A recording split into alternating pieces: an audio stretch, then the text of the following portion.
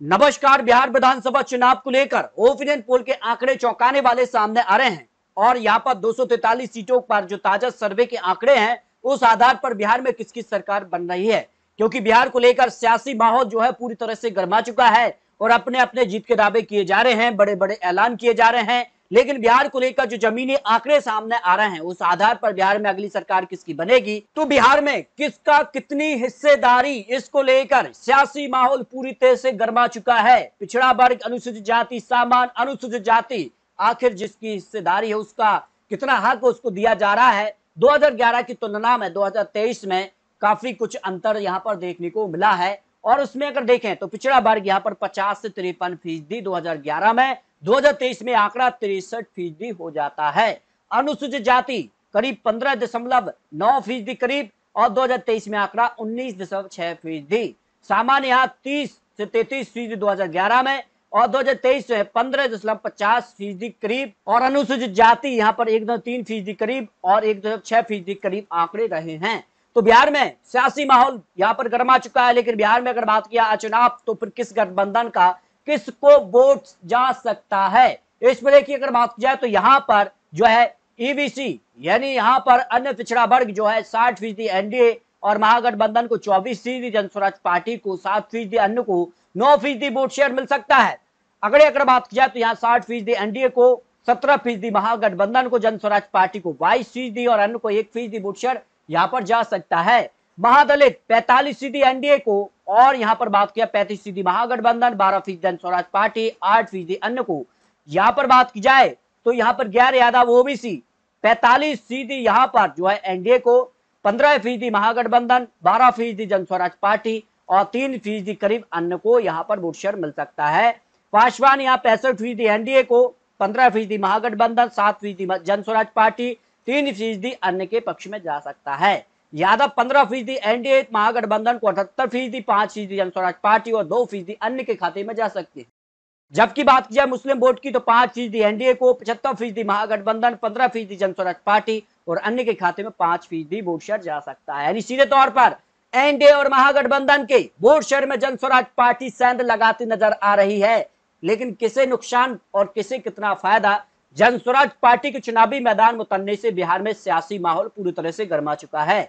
नीतीश सरकार में सत्ता विरोधी समर्थक लहर इस समय नजर आ रही है। जो वोट वाइब का सर्वे है तो यहाँ 48% लोग कहने कि हाँ यहाँ पर तेज विरोध उनके खिलाफ देखने को मिल रहा है, क्योंकि जिस कहा से यहाँ पर उनकी सेहत को लेकर भी सवाल उठते रहे हैं और कामकाज को लेकर भी तो तेज समर्थन भी उनको मिला है। 27% ऐसे लोग कह रहे हैं।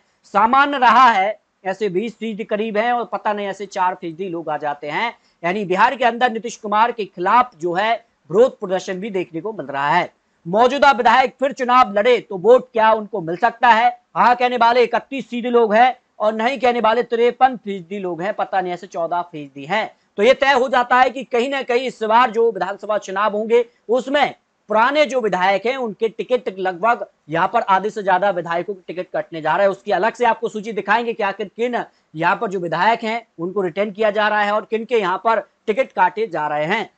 किसे बिहार का सीएम देखना लोग पसंद कर रहे समय तो तेजस्वी यादव यहाँ पर अभी भी लीड कर रहे हैं। 33% लोगों की राय में तेजस्वी यादव मुख्यमंत्री चेहरे की पहली पसंद नजर आ रहे हैं, जबकि नीतीश कुमार यहाँ पिछड़ते नजर आ रहे हैं। 24% लोगों की राय में ही वो मुख्यमंत्री बन सकते हैं। प्रशांत किशोर अचानक से आंकड़ा बढ़ रहा है, उनका 13% लोग उनको भी मुख्यमंत्री देखना चाह रहे हैं, जबकि चिराग पासवान 8% और सम्राट चौधरी भारतीय जनता पार्टी जो यहाँ पर नेता है उनको 5% करीब लोग यहाँ पर मुख्यमंत्री देखना चाहेंगे। यानी तेजस्वी यादव यहाँ पर सीएम फेस के तौर पर सबसे आगे नजर आ रहे हैं। क्या देखकर वोट डाल सकते हैं लोग, तो विकास के मुद्दे पर यहाँ 23% लोग विकास के मुद्दे पर वोट डाल सकते हैं। नीतीश सरकार का कामकाज इस पर 20% और पीएम का चेहरा भी 17% लोग मान रहे हैं कि इनके कामकाज उनको देखकर वोट डाल सकते हैं। चुनाव में सबसे बड़ा मुद्दा बेरोजगारी एक सबसे बड़ा मुद्दा है जो बिहार को लेकर यहाँ पर जिसका से तेजस्वी यादव इसी मुद्दे को लेकर बिहार के चुनावी मैदान में उतर रहे हैं और जन सैलाब भी उनके यहाँ पर जो रैलियां कर रहे हैं उसमें देखने को मिल रहा है, क्योंकि बेरोजगारी एक बड़ा मुद्दा है, पलायन भी कहीं ना कहीं यहाँ पर जिस कार की समस्या बिहार के अंदर है तो इस मुद्दे पर यहाँ पर वोट मिल सकते हैं। वोट चोरी भी 21% लोग मानने की, ये भी एक बड़ा मुद्दा है। भ्रष्टाचार 8.4% लोगों की एक बड़ा मुद्दा है। महंगाई 8.1%, शिक्षा 6.2% लोगों की राय में एक बड़ा मुद्दा है। बिजली, सड़क, पानी भी 5.3% लोगों की राय में एक बड़ा मुद्दा है, क्योंकि जिस तरह से यहाँ पर बिहार के यहाँ पर जो निर्माणाधीन पुल रहे हैं वो ध्वस्त हुए हैं। इसके अलावा कई सड़कों का भी यहाँ पर जिस कार के कामकाज है तो उस पर भी यहाँ पर बड़े मुद्दे यहाँ पर जो देख रहे हैं, यहाँ पर विपक्ष इस पर सवाल भी उठाता रहा है। बिहार चुनाव में किस को यहाँ पर वोट कर सकते हैं लोग, थे कि एनडीए को 36.2% लोग यहाँ पर वोट कर सकते हैं, महागठबंधन को 35.8% लोग, यानी इस मामले में एनडीए और महागठबंधन बराबर दिखाई दे रहे हैं। अन्य को 12.8% लोग यहाँ पर वोट कर सकते हैं। अन्य पार्टियों को जनस्वराज पार्टी को 8.7% लोग यहाँ पर सीधे तौर पर वोट कर सकते हैं। यानी यहाँ पर महागठबंधन, यहाँ पर एनडीए गठबंधन का जो गणित है वोट शेयर का, उसमें जनस्वराज पार्टी सेंध लगा रही है और इसका नुकसान ही यहाँ पर देखने को मिल रहा है। अगर यहाँ पर जनस्वराज पार्टी ने इंडिया ब्लॉक के 5% वोट काटे तो किसका पलड़ा भारी है?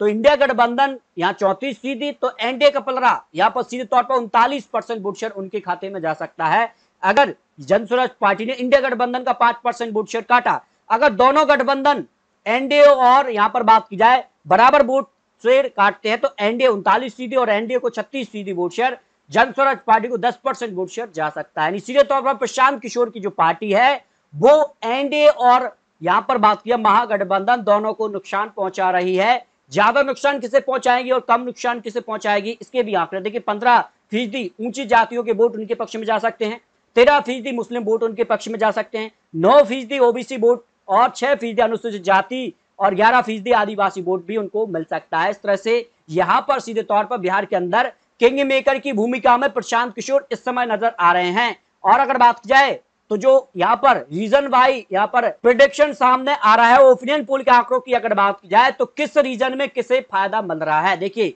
सीमांचल में यहाँ पर कुल 24 सीटें हैं, एनडीए को यहाँ पर 8 से 9 सीटें, इंडिया गठबंधन को 12 से 13 सीटें, जनस्वराज पार्टी को 3 से 4 सीटें, अन्य को 2 से 3 सीट मिल सकती हैं। यहाँ पर आंध्र प्रदेश की बात की 27 सीटें हैं, 12 से 13 सीटें एनडीए को, 10 से 11 सीटें इंडिया गठबंधन, 4 से 5 सीटें जनस्वराज पार्टी, 1 से 2 सीटें अन्य पार्टी के पक्ष में। अगले रीजन की बात की जाए तो यहाँ पर मिथिलांचल की 50 सीटें, एनडीए को 24 से 25 सीटें और इंडिया गठबंधन को भी 25 से 26 सीटें, जनस्वराज पार्टी 0 से 1 सीट, अन्य को 1 से 2 सीटें यहाँ पर मिल सकती हैं। जबकि नॉर्थ बिहार की अगर बात की 72 सीटें हैं और यहाँ पर जो है 39 से 40 सीटें एनडीए को और 29 से 31 सीटें इंडिया गठबंधन, 3 से 4 सीटें जनस्वराज पार्टी, 1 से 2 सीटें अन्य पार्टी के पक्ष में जा सकती हैं। जबकि पांचवें रीजन की बात की मगध और यहाँ पर भोजपुर 70 सीटें में 25 से 27 सीटें एनडीए को और 39 से 40 सीटें यहाँ पर इंडिया गठबंधन, 4 से 5 सीटें जनस्वराज पार्टी और 1 से 2 सीटें अन्य पार्टी के पक्ष में जा सकती हैं। अब टोटल अगर बात की जाए तो 243 सीटों पर 108 से लेकर 114 सीटें एनडीए को, 115 से लेकर 121 सीटें यहाँ पर इंडिया गठबंधन को, 14 से 19 सीटें यहाँ पर बात की जनस्वराज पार्टी और 6 से 11 सीटें अन्य पार्टी के पक्ष में जा सकती हैं। यानी सीधे तौर पर बिहार में यहाँ पर किसी भी गठबंधन को बहुमत का आंकड़ा मिल सकता है, लेकिन माना जा रहा है कि जनस्वराज पार्टी की जो 14 से 19 सीटें हैं वो किंग मेकर की भूमिका में होंगे, वो जिस गठबंधन में होंगे सरकार उसकी बन सकती है। इससे पहले नीतीश कुमार थे किंग मेकर की भूमिका में, लेकिन अब माना जा रहा है कि प्रशांत किशोर बिहार के अंदर किंग मेकर की भूमिका में आ सकते हैं। फिर भी आपको बता दें चुनावी आंकड़े, चुनावी अनुमान है। आपको क्या लगता है बिहार के अंदर क्या स्पष्ट बहुमत तेजस्वी यादव की पार्टी आरजेडी कांग्रेस गठबंधन को मिलने जा रहा है, या भारतीय जनता पार्टी नीतीश कुमार को स्पष्ट बहुमत मिलेगा, या जनस्वराज पार्टी किंग मेकर की भूमिका में आएगी? इसको लेकर अपना रखिए। मिलते हैं और लेटेस्ट और महत्वपूर्ण विश्लेषण के साथ, तब तक ले जय हिंद, जय भारत।